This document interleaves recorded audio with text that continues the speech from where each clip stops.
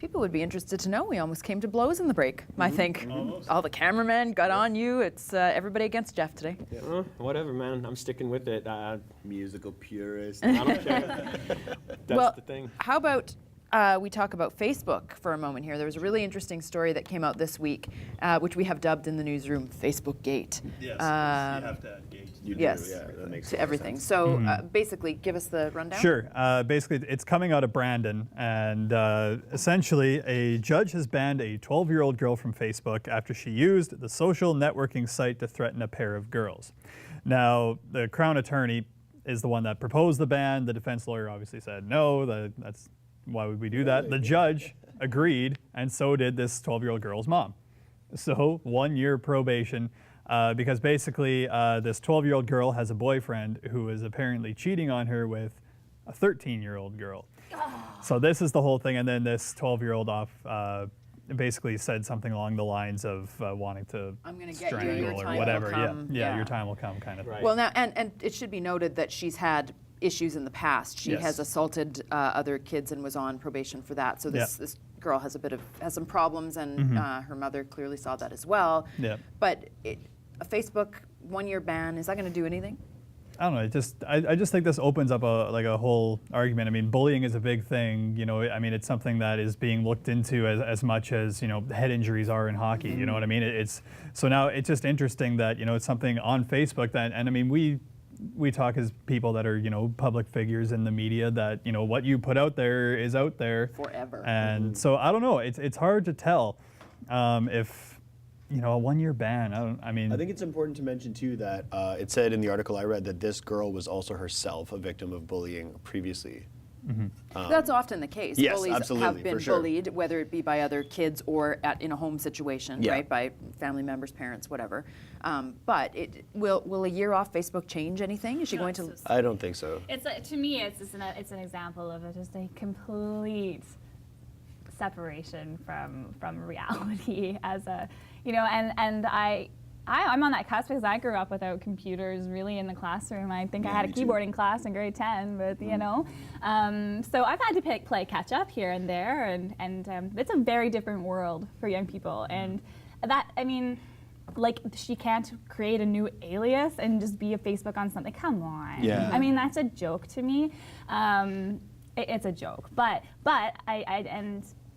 to go for a little bit further, Rudy and I went out to Graceville, Manitoba this last week, and you'll see on Shaw TV this week the story about an anti-bullying presenter. This is a girl who was bullied quite horribly, actually, and she now goes and does these anti-bullying tours in schools and stuff. And but one of the things that both her and her dad said, but it was especially interesting hearing it from the dad, because I think as a parent you want to you want to take people off Facebook and you want to make people stop. And he said, always in life there's going to be something that you have to deal with, and it's not about stopping the bullying, it's about empowering kids to deal with that stuff. And if you give your kids the tools to deal with those things and focus on something else or whatever it is, that's going to get them a lot further than sort of going after the bully itself. And I don't know, I thought that was interesting because you made a comment too in the newsroom last week about is bullying actually Is it worse? or whatever? Because I remember there was always kids bullies. that were picked on, and we called it picked on. It wasn't bullying back then, right, when I was in school, but I can think of specific kids all the way from elementary school. I can remember their names to this day because they were the kids that had the focus put on them. A couple of the boys I can remember from elementary school, they were fetal alcohol kids, but we didn't know anything about that at the time. Now you look back and go, whoa, was that ever handled wrong? But nobody knew, nobody got it, right? But they were picked on, and they were disruptive. So it was, there was a whole bunch of issues there. Junior high, high school, same thing, kids were picked on. Now obviously there's the element of computers and internet and social media where kids can get at other kids in different ways, but it's always been around. I think it's just multiplied. I just think it's so much more extreme now in the sense that, from going, like you said, with social media and stuff, adding that element, you used to be able to go in the backyard or whatever if you didn't like a kid and you could whatever, or they didn't like me, they could come to me and voice their discontent. But they had to come find you. Now they can go online and they can make pictures in Photoshop, True, or they could tag you in photos and ruin your life. At the time, when you're a kid, you don't realize that kissing Becky in the back in the picture of them catching you doing that or whatever is going to ruin your life, because it's not. It's not. No. When you're done school, it's not going to matter. It's a little you're going rumor to that go gets on. around to 15, 20 people. Absolutely. Right? You're going to move on. You're going to have a life. You're going to have family and kids. You might even be successful, hopefully, if it all pans out for you.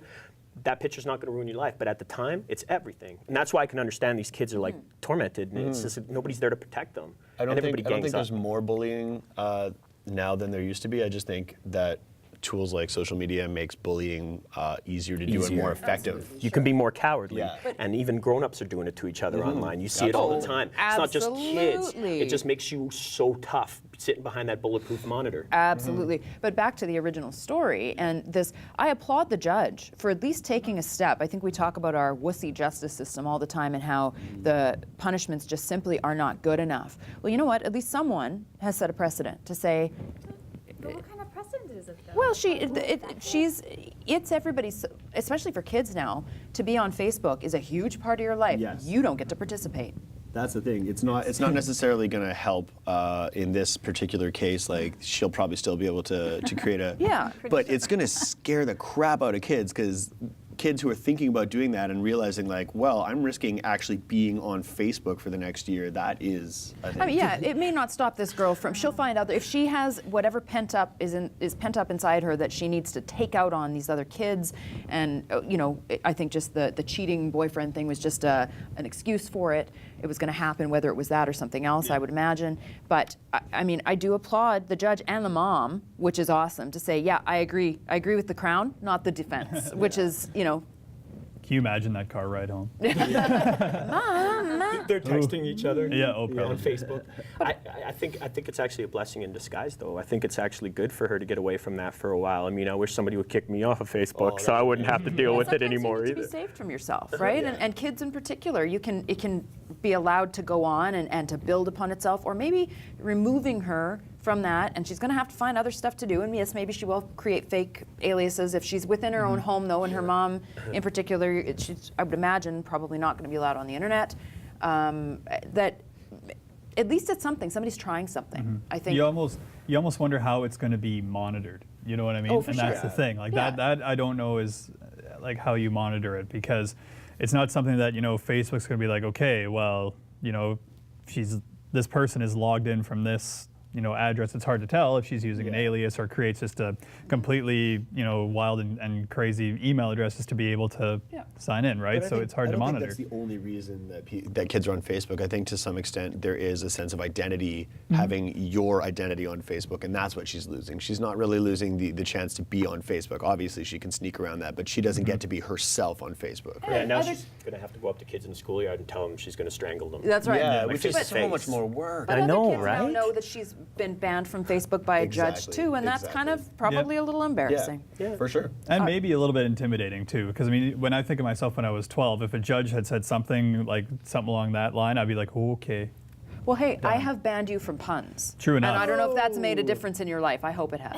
Judge You Babbitt should see safe when still you're not exists. here. You should see it's Oh, just I pun know. after pun Well, after I know, pun, and right? I enjoy it personally. I love it. Good. Okay, we got to take a break.